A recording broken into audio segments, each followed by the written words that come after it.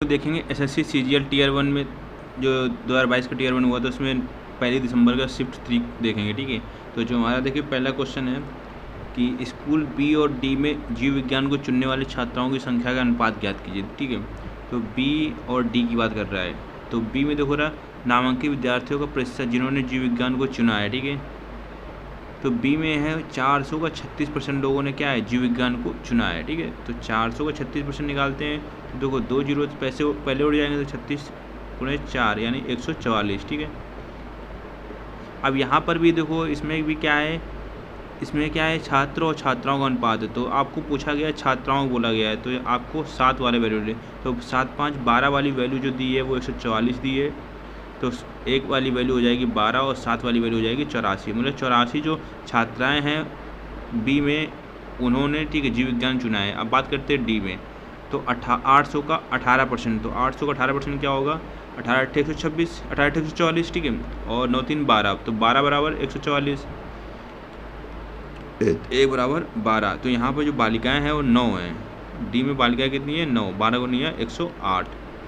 ठीक है, 62 84 12 नहीं है 108, तो हमारा ये सॉल्व हो जाएगा। तो ऑप्शन नंबर चौथा करेक्ट हो जाएगा। ठीक है,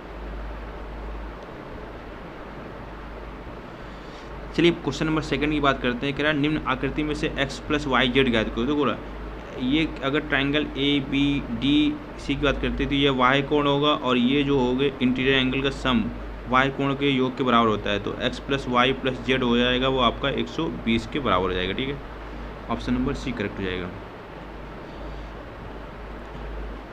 देखो ना क्वेश्चन नंबर तीसरा कह रहा है कि जब 27 की पावर 27 प्लस 27 के मान को 28 से विभाजित किया जाता है तो शेषफल कितना होगा। देखो रहा यहाँ पर 27 की पावर 27 प्लस 27 अपॉन 28 है। देखो रहा यहाँ पर जो 27 और 28 के बीच का डिफरेंस कितने का है -1 का है। ठीक है, तो यहाँ पर पावर ऑड है तो वैल्यू क्या हो जाएगी -1 बाहर आ जाएगी। अब 28 के बाद 27 बचेगा तो प्लस का 27 ही बचेगा, तो -1 प्लस 27 ये हो जाएगा आपका 26। तो आपका ऑप्शन नंबर चौथा करेक्ट हो जाएगा।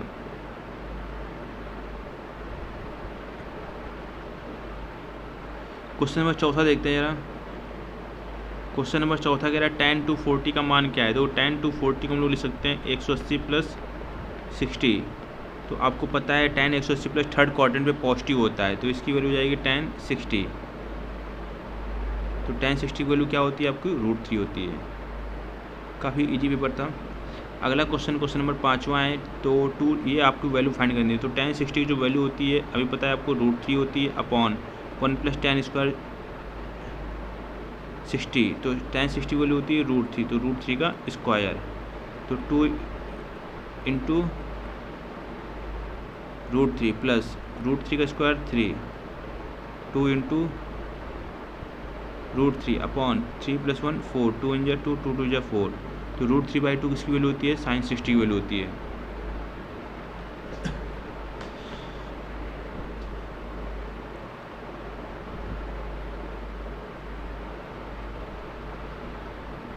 देखो रहा कह रहा है कि a प्लस बी, इसको ये अच्छा क्वेश्चन है आपका। a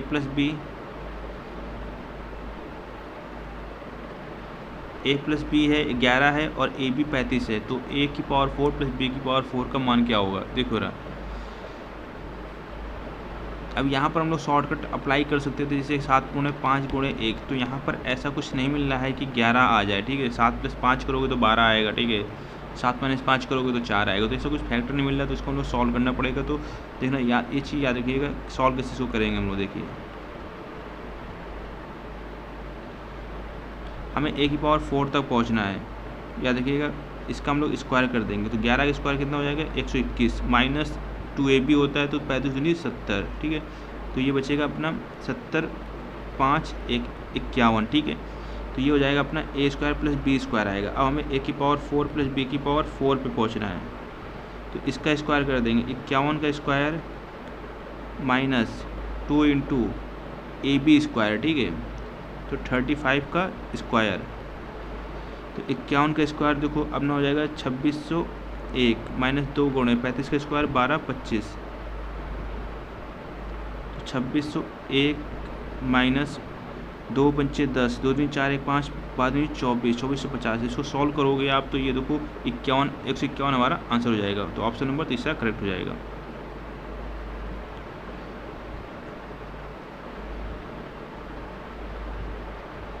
अब बात करते हैं क्वेश्चन नंबर 7वां। देखो क्वेश्चन नंबर 7वां है, पेन काफ़ी ज़रा स्ट्रॉन्ग मोड चल रहा है। क्वेश्चन नंबर 7वां कह रहा है कि एक निश्चित राशि पर 3 वर्षों के लिए 14% वार्षिक दर से साधारण ब्याज। तो देखो 3 वर्ष के लिए 14% वर्ष से, तो ये आपका 14 या 42% हो जाएगा, ठीक है। समान राशि पर समान दर से 5 वर्षों के लिए, तो दर अभी भी क्या है 14 ही है, और अब समय कितना हो गया 5, तो 42% पहले वाले में मिल रहा था, दूसरे वाले में कितना मिल रहा है 70%, ठीक है। तो कह रहा है कि 42 रुपये कम है, तो इनके बीच का डिफरेंस आपको 42 8 50 28, तो 28% की जो वैल्यू है वो आपको 4200 दी हुई है। आपसे पूछा गया राशि, कोई भी चीज़ क्या होती है 100%, बस काटा पीट में जा दो, 7 चौक 28, 7 छंग 42, इसको काटोगे तो 25, 25 छक्का 150, तो 15,000 हमारा आंसर हो जाएगा।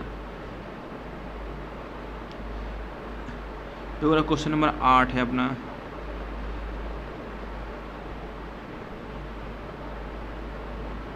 क्वेश्चन नंबर 8 देखते हैं, क्वेश्चन नंबर 8 देख लेते हैं। कह रहा है कि देखो ये आपका पाई चित्र दिया गया है जिसमें आपकी जो टोटल बाइक है वो 2000 है, ठीक है। अब आपसे बोला गया PQRS द्वारा बेची गई कुल बाइक, तो PQRS, तो इनको जोड़ो 21 + 19, तो 30 + 40, 5 45 और 20 65, तो P + Q + R + S कितना हो गया 65% हो गया, ठीक है।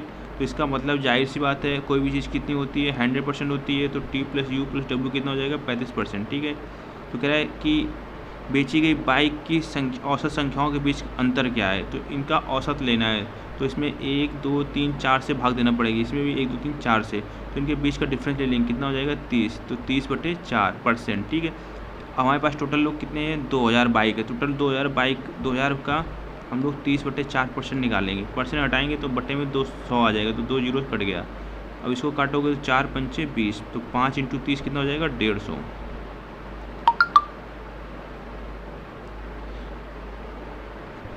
देखो क्वेश्चन नंबर 9 कह रहा है tan थीटा + sec थीटा = 7, तो 5 sin थीटा मान कितना होगा। देखो sec थीटा + tan थीटा ये हो गया 7, ठीक है। इसका उल्टा ले लो sec थीटा - tan थीटा, तो यहाँ बस साइन चेंज हो जाएगा और ये 1/7 हो जाएगा। इसको सॉल्व करोगे तो ये 2 sec थीटा = 7 + 1/7, तो 7 7 49, 50/7 आ जाएगा, ठीक है। तो ये sec थीटा, इसको काटोगे तो ये 25 बचेगा, तो 25/7। तो आपको ये फार्मूला पता है, ये क्या होता है आपका base upon hypotenuse upon base, यहाँ से ये हो जाएगा हमारा हाइपोटेन्यूस अपॉन बेस, ठीक है। तो अब हमको पता है 7 24 25 का ट्रिपलेट बनता है, तो अगर ये हाइपो है और ये बेस है तो ये परपेंडिकुलर होगा, तो हमसे पूछा गया 5 sin थीटा, तो 5 × sin थीटा यानी परपेंडिकुलर अपॉन बेस, तो 24/7 24/25, तो 50 25, तो 24/5 हमारा आंसर हो जाएगा।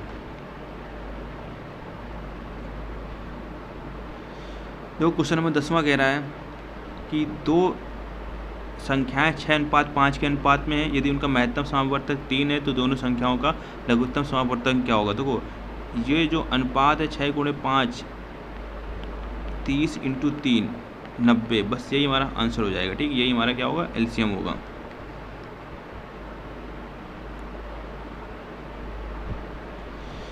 क्वेश्चन नंबर 11वां देखते हैं। कह रहा है 450 पुरुष एक अपार्टमेंट का निर्माण 20 दिनों में पूरा कर सकते हैं, तो 450 है 20 दिनों में पूरा कर सकते हैं। उसी कार्य अभी भी सेम है, तो 30 दिन में करने के लिए कितने पुरुष चाहिए, तो हम लोग मान लेते हैं x चाहिए, तो काटा पीटी मचा दो, बस ये जाएगा हमारा 15 बार, 15 × 20 कितना हो जाएगा 300, हमारा आंसर हो गया। क्वेश्चन नंबर 12वां देखते हैं। कह रहा है कि एक तैराक है, एक बिंदु P से धारा के विपरीत 6 मिनट तक तैरता है, तो P से जाता है वो 6 मिनट तक तैरता है, ठीक है। फिर वो अगले 6 मिनट के लिए धारा के साथ तैरता है और बिंदु Q पर पहुंचता है, तो अगले 6 मिनट की धारा, अच्छा धारा के विपरीत यहाँ तैर रहा था, तो ये जो चाल होगी वो हमारी x - y होगी इसकी, ठीक है, और इसकी चाल होगी वो x + y होगी, वो 6 मिनट तक के लिए। और दोनों को तो अब कह रहा है P और Q के बीच की दूरी 120 मीटर है, P और Q के बीच की दूरी कितनी है 120 मीटर, तो यहाँ दूरी का डिफरेंस दिया हुआ है, ठीक है। तुमको पता है दूरी और क्या होता है चाल गुणे समय, तो x - y × 6 minus x + y × 6। अब यहाँ पर ये मिनट में दिया था, इसको चेंज करेंगे तो 6/60 कर लेंगे, ठीक है। तो इसको काटेंगे तो 1/10 और इसको काटेंगे तो 1/10। तो यहाँ x minus y minus x minus y upon 10 equal to 120। तो यहाँ देखो रहिए minus x plus x cancel हो जाएगा, तो ये बचेगा -2y इक्वल टू 120 इंटू 10। इसको काटेंगे तो ये अपना कट जाएगा 2 छंग 12। तो y बराबर 600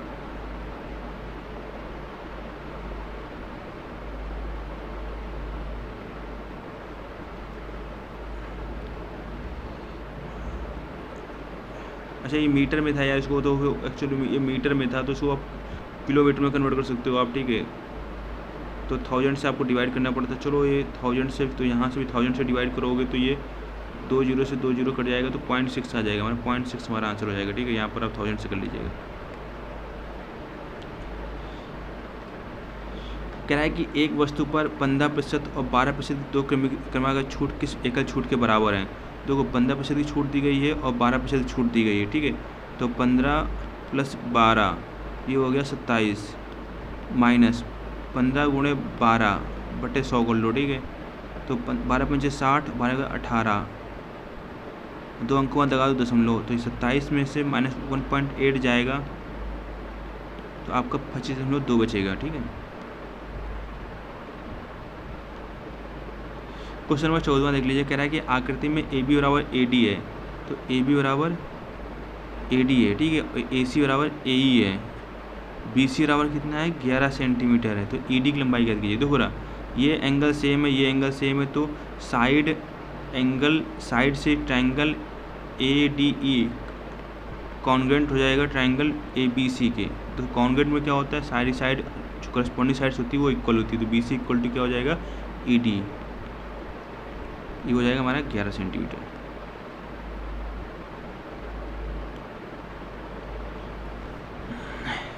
क्वेश्चन नंबर 15 देखते। कह रहा है एक किसी कार्य को पूरा करने में B से 4 गुना अधिक समय लेता है, तो इसका मतलब है A और B, अगर ठीक है B 1 यूनिट काम टाइम लेता है तो B लेता है 4 यूनिट, तो इसकी जो एफिशिएंसी हो जाएगी वो 1:4 हो जाएगी A और B की, ठीक है। अब कहता है A और C में अगर A है वो 5 दिन लेता है तो C 1 दिन लगेगा, तो क्षमता जो हो जाएगी उल्टा होती है 1:5। तो A रेशियो B रेशियो अगर C निकाल लेंगे हम लोग, देखो रहा है यहाँ पर भी A1 है, यहाँ पर भी A1 है, कोई दिक्कत नहीं। B की एफिशिएंसी 4 यूनिट और C की एफिशिएंसी 5 यूनिट। कह रहा है एक साथ काम करते हुए 4 दिन में काम कर सकते हैं, तो 4 दिन में करते हैं तो 5 और 9 1 10, तो टोटल जो काम होगा 10 × 4 यानी 40 काम हो जाएगा। कह रहा है B अकेला कितने दिन में काम पूरा करेगा, तो B अकेला, B की एफिशिएंसी कितनी 4, 40/4 यानी 10 दिन में काम पूरा कर लेगा।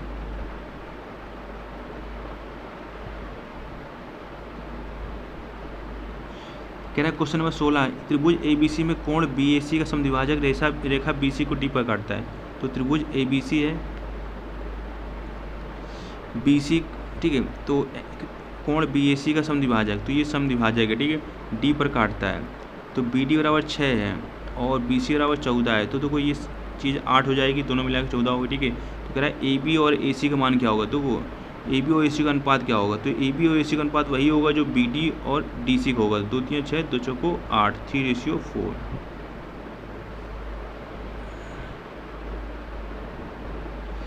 कह रहा है क्वेश्चन नंबर 17 है, एक महिला का व्यय और बचत का अनुपात 5:1 है। तो महिला का जो एक्सपेंडिचर है वो है आपका 5 और सेविंग्स है उसकी 1। अब इसकी टोटल जो इनकम हो जाएगी 5 1 6 यूनिट हो जाएगी, तो उसमें एक जीरो बढ़ा लो, ठीक है, या 2 जीरो बढ़ा लो, कोई दिक्कत नहीं है। अब कह रहा है कि उसकी आय और व्यय में क्रमशः 10% की वृद्धि की जाती है। तो अगर आय में 10% की वृद्धि होगी तो इसका मतलब क्या होगा, 600 का 10% 60 होगा, तो यानी 660 हो जाएगी, ठीक है। और व्यय में क्या है 20% की वृद्धि होगी, तो 20% मतलब होगा 500 का 20% यानी 100, यानी अब कितना हो जाएगा 600। तो 600 रुपये पहले क्या था, 660 कमाता था, 600 खर्चा करता, तो बचाए कितना 60, कितने की कमी हो रही है 40 की, बस हमारा आंसर हो जाएगा। क्वेश्चन नंबर 18 देखते हैं। कह रहा है किसी बर्तन में 25 लीटर दूध है, इस बर्तन में 5 लीटर दूध निकालकर उसके स्थान पर पानी मिला दिया गया। यह प्रक्रिया पुनः 2 बार दोहराई जाती है। अब उस बर्तन में कितना दूध है, तो 25 लीटर टोटल था, ठीक है, उसमें से क्या किया 5 लीटर हमने निकाल लिया, कितने में 25 में से, तो पहली बार निकाला, उसके बाद उसने 2 बार और दोहराया, तो टोटल प्रक्रिया कितनी हो गई 3 बार। तो 25 गुणे, इसको जब सॉल्व करेंगे तो 5 कम 5 50 25, ये हो जाएगा 4/5 का होल क्यूब। तो 25 गुणे 4 चौको 16 चौको 64/125, तो उसको काटोगे तो ये 5 बार जाएगा।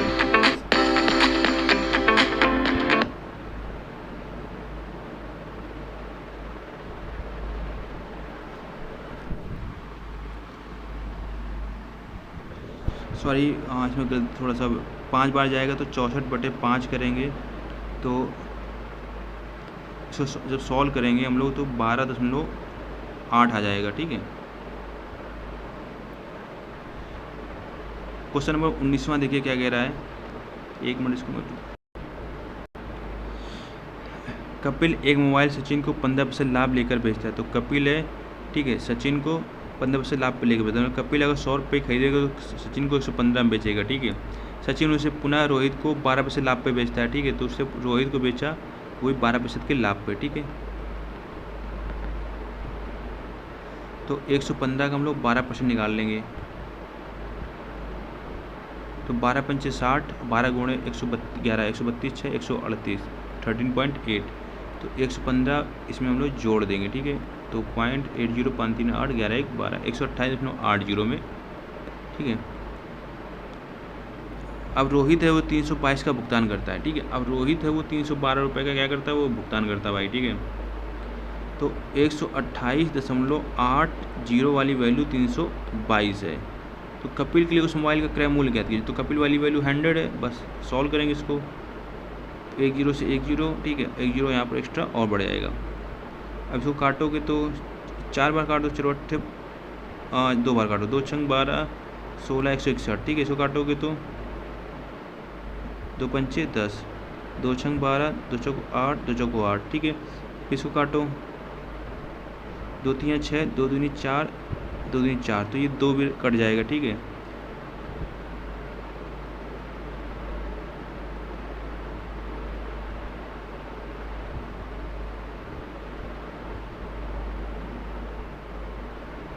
यहाँ पर 1 0 हम लोगों ने तक कम कर दिया है।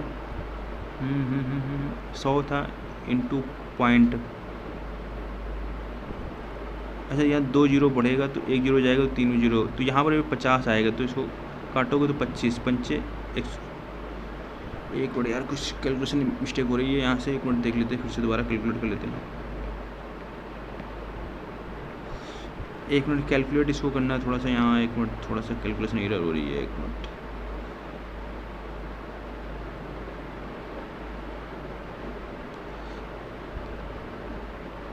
देखो ये 128.80 वाली वैल्यू हमारी दी हुई है 322। ठीक है, और हमें 100 वाली वैल्यू पूछा गया है। तो पॉइंट हटाएंगे तो यहाँ 2 0 बढ़ जाएंगे। ठीक है, तो 1 0 से 1 0 ये कट जाएगा। ठीक है, तो इसको काटेंगे तो यार 16 दूनी 32 16 कम, इसको काटेंगे 2 छंग 12 2 चौको 8 चौको 8। ठीक है, इसको काटेंगे तो 25 बार जाएगा ये, और 4 से कट जाएगा, तो 4 1 कम 4 4 छंग 24, ये कट जाएगा। ठीक है, तो 25 गुणे 10 250 हो जाएगा। सिंपल कैलकुलेशन थी, थोड़ा सा मैंने इसको डिफॉल्ट बना दिया। देखो क्वेश्चन नंबर 20 है, कह रहा है नीचे की दी गई तालिका 6 वर्षों में 2 कंपनियां C1 तथा C2 की आय को दर्शाती है। अब यहाँ पर ये इंपॉर्टेंट पॉइंट है कि कह रहा है निम्नलिखित से कौन सा कथन सही नहीं है भैया। ठीक, ये आपको बताना है, गलती से ये मत कर दीजिए, सही बता देना। तो पहला कह रहा है P में C1 की आय वर्ष Q में C2 की आय का 33.3% है। P में C1 की आय 750 है। ठीक है, Q की आय कितनी है, Q में C2 की आय 250 है, तो 3 बार है ये, तो 3/1 है, ये 1/3 तो है नहीं, तो मतलब ये क्या हो जाएगा, गलत हो जाएगा। तो यही वाला। अब ये अगला चेक करते हैं, C1 और C2 की औसत आय 400 है। तो C1 कितना है, C1 वर्ष T में C1 और C2 की औसत आय 400, तो 5 2 7 और 800/2 यानी 400, बिल्कुल सही है। तो लेकिन हमें ये बताना है कौन सा कथन सही नहीं है। तो हमारा जो आंसर सही होगा वो केवल एक कथन सही नहीं होगा, ये सही होगा। ठीक है,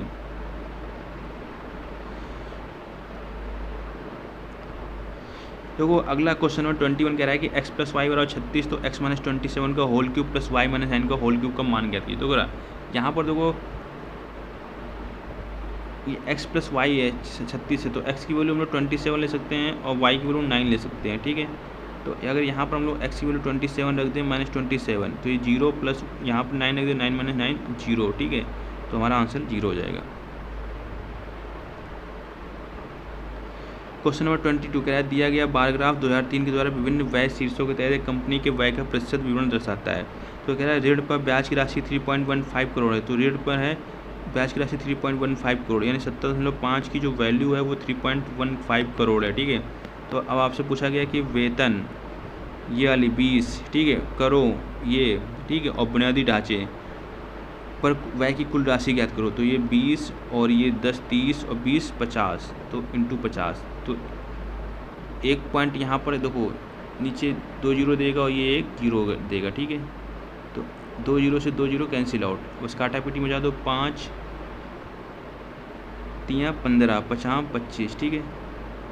इसको काटोगे तो 9 × 45, 29 27 4 31, 9 बार चला जाएगा, तो 9 करोड़ हमारा आंसर हो जाएगा। क्वेश्चन नंबर 23 देखो ना, y + 1/y = 3 दिया हुआ है, तो y³ + 1/y³ + 2 कितना होगा। तो देखो इसका होल क्यूब कर लेंगे, तो 3 का क्यूब कितना होगा 27, ठीक है, और -3 × 3 = 9 18, तो इसकी वैल्यू आ जाएगी 18। तो यहाँ पर +2 है तो 18 2 20। क्वेश्चन नंबर 24 देखते, कह रहा है एक 13 सेंटीमीटर त्रिज्या वाले ठोस धात्विक गोले को पिघलाकर एक शंकु का आकार दिया जाता है जिसके आधार का व्यास 13 सेंटीमीटर, शंकु की ऊंचाई ज्ञात कीजिए। देखो धात्विक ठोस गोला है, तो ठोस गोले का आयतन 4/3 × पाई × r³, r की वैल्यू है 13 × 13, ठीक है। शंकु बनाया जाता है तो 1/3 पाई r², ठीक है। तो r की वैल्यू क्या है 13/2 × 13/2 × h। पाई से पाई गया, 3 से 3 गया, अब 13 से 13, ठीक है। अब देखो रहा ये 4 उधर जाके मल्टीप्लाई हो जाएगा, तो 4 × 4 16 × 13 बराबर h, तो 16 × 3 48, 16 × 4 20, तो 208 सेंटीमीटर। क्वेश्चन नंबर 25 कह रहा है कि 18 सेंटीमीटर व्यास वाले किसी तांबे के एक गोले से 6 mm व्यास वाले एक तार का निर्माण किया जाता है, तो निर्मित तार की लंबाई ज्ञात कीजिए। तो देखो रहा तांबे के एक गोला है ना, तो गोले का आयतन कितना होता है 4/3 × पाई × r³, ये व्यास है तो त्रिज्या कितनी हो जाएगी 9। अब तार का निर्माण किया जाएगा तो आपका क्या हो जाएगा, ये आपका एक सिलेंडर का काम करेगा। सिलेंडर का जो आयतन होता है वो पाई × r², तो 6 mm व्यास है तो 3 mm इसका क्या होगा त्रिज्या होगी, और इसको सेंटीमीटर से कन्वर्ट करेंगे 3/10 3/10 × h, ठीक है। अब पाई से पाई गया, 3 × 3 = 9 कैंसिल आउट, और ये 3 × 3 = 9, ये भी कट गया, ठीक है। तो ये जो अब 4 × 3 = 12, सो h बराबर 12 और नहीं है 108, तो 108 मीटर हमारा आंसर हो जाएगा, ठीक है। ये बटे में 100 आएगा, इसको 100 से भाग दे देंगे तो मीटर में कन्वर्ट हो जाएगा।